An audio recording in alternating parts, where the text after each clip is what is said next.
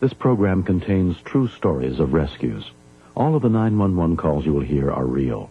Whenever possible, the actual people involved have helped us reconstruct the events as they happened.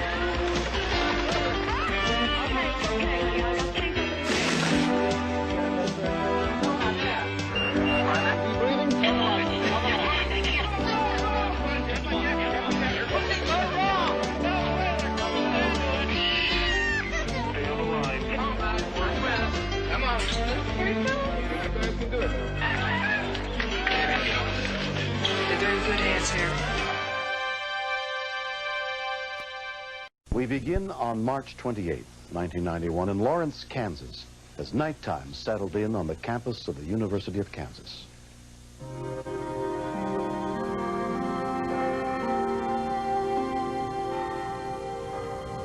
I talked to one of the desk clerks, and there's no... Judy Lowe had been a police dispatcher for more than 5 years.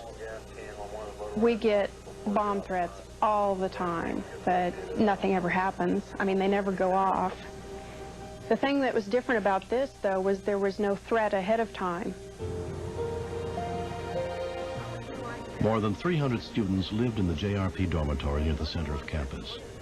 By midnight, only a few of them were still awake, including security monitor Brad Stulzatz. I had a test the next day, so I was last-minute cramming, trying to get it all in. The lobby had quieted down. Most of the guys were going to bed. A regular, normal, run-of-the-mill night at JRP. University police officer Herb Martin was one of several cops on stakeout that night, working on a series of campus auto burglaries that had gone unsolved. While I was sitting there, I saw one red car come into the parking lot with two individuals in it, and they were sitting in the car and had the dome light on, so I could see both of the guys, but only one of them got out of the car. He walked up the hill toward the area where we keep our police cars and security jeeps. As he was walking up the hill, I noticed there was something held on the side of his leg, but I couldn't tell what it was. 934 KU, I've got somebody messing with one of the security jeeps on the drive. Is that going to be lot 1? It was pretty much behind our building, right where we were. Good morning.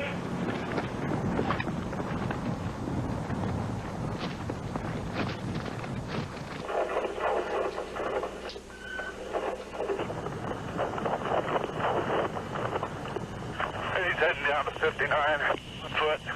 He took off like he was lit with firecrackers.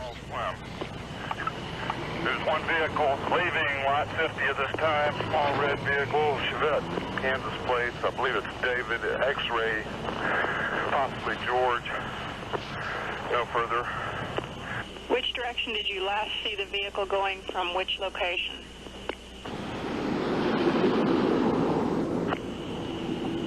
Okay, that vehicle went north on Mississippi from 11th. 24204. I went on back up to check the Jeep to see what this guy might have been doing. What have you got up there?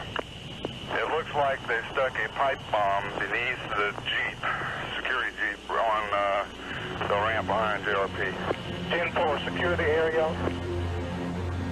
When we continue, We had a bomb, probably with a timer, and we didn't know how much time had been put on it. Clear the area.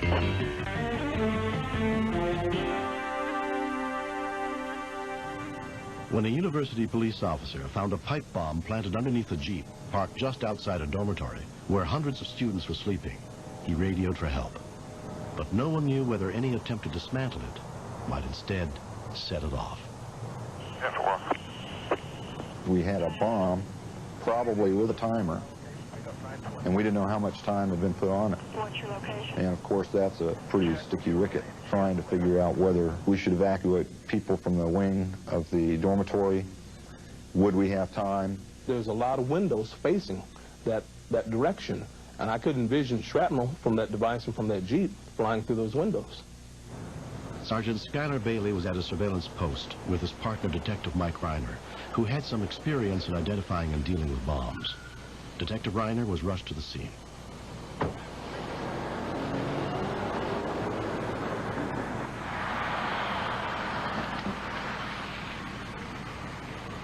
Mike, it's up under the front, over the axle. All right, stay back.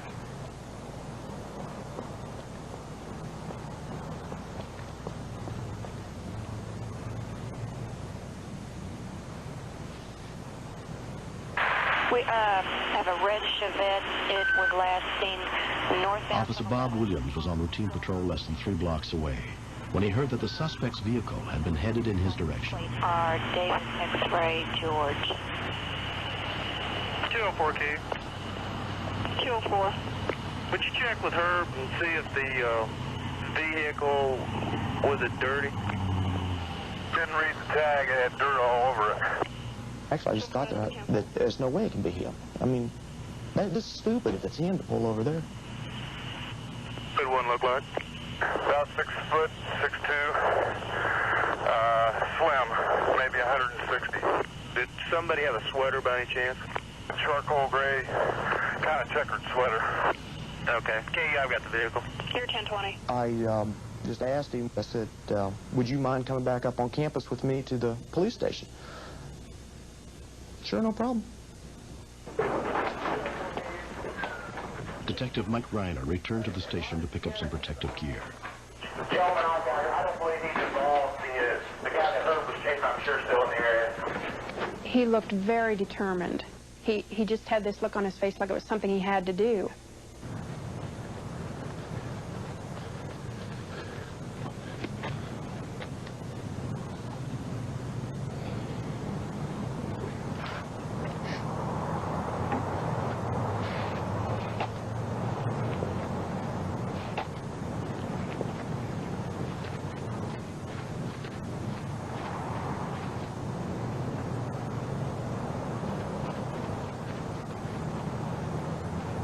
There's 30 seconds left on the timer. We'll know in just a little bit. Clear the area.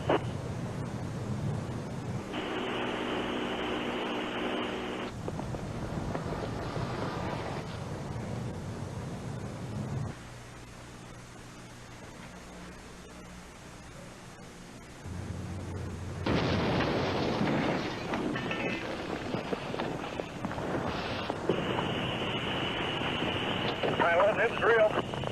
Let me look out the window here. Imagine the vehicle's in great shape. Oh my gosh.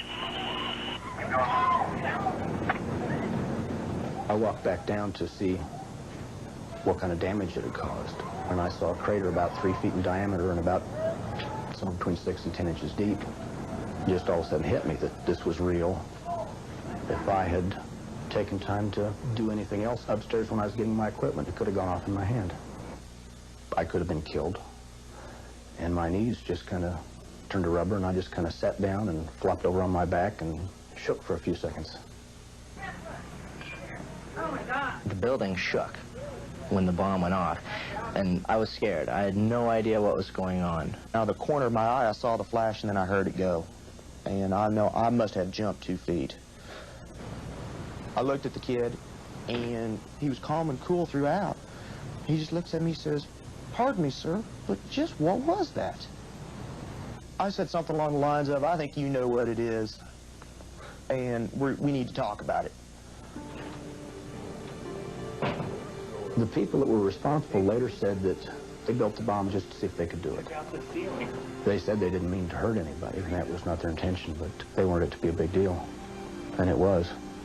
They've both been convicted, and I think they both got 27 or 28 months in the penitentiary. Mike Reiner was awarded the University of Kansas Police Department's Medal of Valor. A lot of people told me that what I did was stupid, that I was crazy. I really couldn't see that there was any other choice. What he did goes against most training. But I know why he did it. Here's an explosive device placed under a vehicle that has a gas tank parked not that far from a residence hall where there are a couple hundred kids and they're sleeping. Mike's a hero. This is the first time I think it was really hammered home to me that you could be here today and gone tomorrow. You could be killed. I got my first gray hair 2 weeks after this and promptly plucked it out. Whoa!